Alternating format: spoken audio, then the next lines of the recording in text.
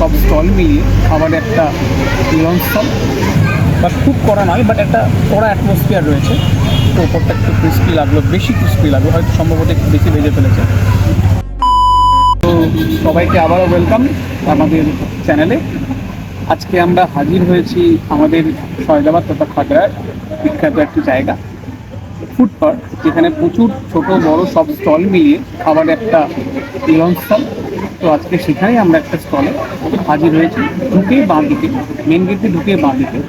তো আমি রাজু ভাইকে বলবো যে মেন যে ব্লগ আজকে, তো তোমাদের জানো যে আমরা কিছু না কিছু খাবার ডেলি লাইফ বা এবং কোনো নির্দিষ্ট স্থানে গিয়ে বা বিখ্যাত স্থানে গিয়ে আমরা সেটাকে এক্সপ্লোর করি।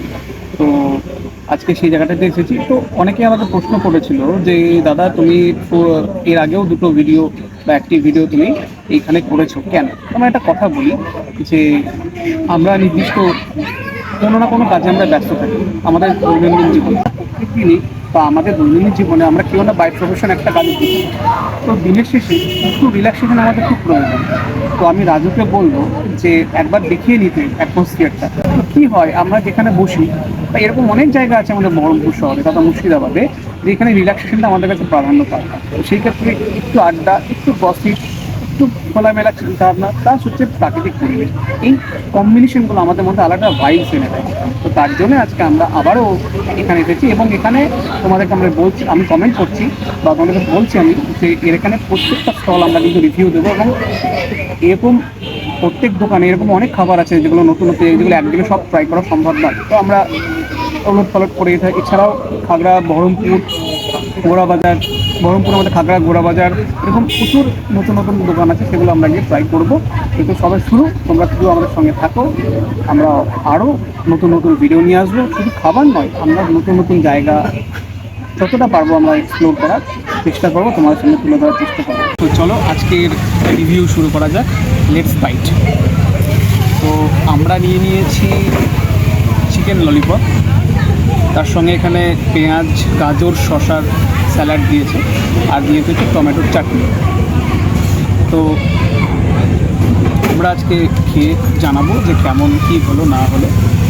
তো প্রথমেই বলি যে স্টাইলটা it's normal style, normal plate, normal salad, normal যে উপরে ক্রিস্পিনেস, অনেকটা কী বলবো, like not KFC style, but খুব কড়া নয়, বাট একটা কড়া অ্যাটমসফিয়ার রয়েছে।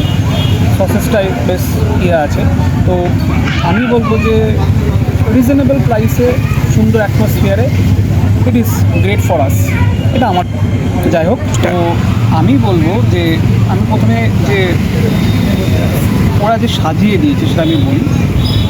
তার আগে বলি যে অ্যাফোর্ডেবল প্রাইসে এরকম জায়গায়, এরকম মনোরম জায়গায় এই খাবারটা আমার পক্ষে খুব ভালো লেগেছে।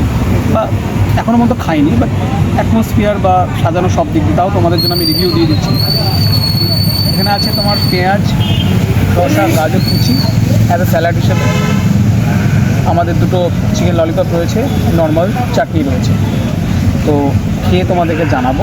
তার আগে বলি এখানে টেক্সচারটা যে like not KFC style, but it's similar to KFC। ওর একটা ক্রিস্পিনেস ভাব, মানে ওপরে একটা ক্রাঞ্চি এবং ক্রিস্পিনেশন কম্বিনেশন।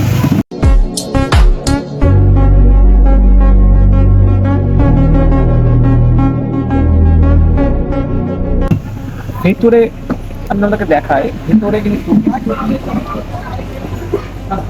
চিকেনটা বেশ ভরপুর আছে, বেশ সফটনেস আছে এবং বেশ সেদ্ধও আছে। তো আমি খেয়ে তোমাদেরকে জানাবো। একটু সসে ডিপ করে নিলাম।